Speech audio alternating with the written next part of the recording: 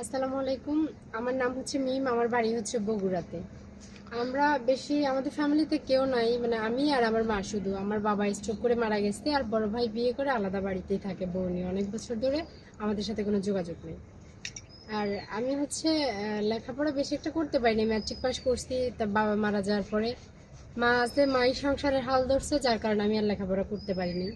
অনেক ইচ্ছা ছিল লেখাপড়া করে ইন্টার কমপ্লিট করে পুলিশে অ্যাপ্লাই করব, চাকরি নিব, সে ভাগ্য আমার করে ওঠে না। আর তাছাড়া অনেকের কাছে সহানুভূতির হাত বাড়ানো, মানে চাওয়ার পরেও কেউ হাত বাড়াই দেয়নি। ভাবছি যে কেউ হয়তো সহযোগিতা করবে, আমি একটু লেখাপড়া করে একটা চাকরি করব। তো বিয়ের প্রস্তাব আসে, বাসায় অনেক আসে, কিন্তু সবাই টাকা পয়সা চায়। যেহেতু আমরা যে বাড়ির ভিটাটায় থাকি, ওটাতে একটু জায়গা আছে, কেউ বলে ওটা বিক্রি করে দিতে, আবার কেউ বলে 50,000 টাকা দিতে, কেউ 1.5 লাখ 2 লাখ চায়। তা আমরা গরিব মানুষ, আমার মা দিতে পারে না, এই জন্য বিয়েও হয় না।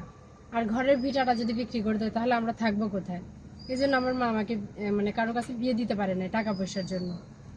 তো এখন আমি সবার উদ্দেশ্যে বলবো যে যদি আমাকে কেউ বিয়ে করতে চায় বা আমাকে একটু লেখাপড়া করাইতে চায়, একটু সহযোগিতা করে, মোট কথা আমার প্রতি একটু সহানুভূতির হাত বাড়াই দেয়।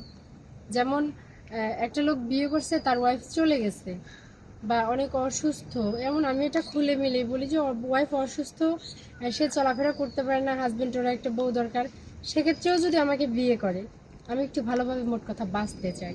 সে যদি বিয়ে করে আমাকে নিয়ে তার ওয়াইফের সেবা যত্ন করার জন্য রাখে, তার ওয়াইফ যদি আমাকে মেনে নেয়, আমার কোনো আপত্তি নেই। আর যদি কেউ বলে যে তোমাকে আমি লেখাপড়া করাবো, তুমি লেখাপড়া করে তোমার স্বপ্নটা পূরণ করবা, আমি সেটাতেও রাজি, কারণ আমি চাই আমার স্বপ্নটা পূরণ হোক।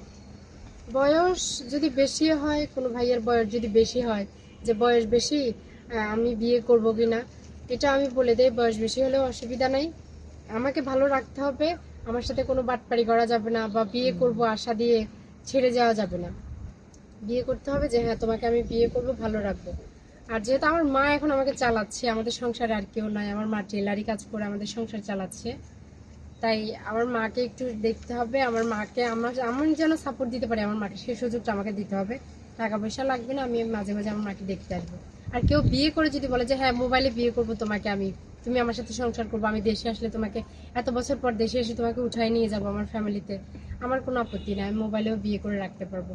আর কোনো প্রবাসী ভাই যদি বলে তোমাকে বিয়ে করে আমার সাথে বাইরে নিয়ে চলে যাব, আমি যাব, আমার মার সাথে একটু যোগাযোগ রাখবো বা খরচ দিব, এরকম।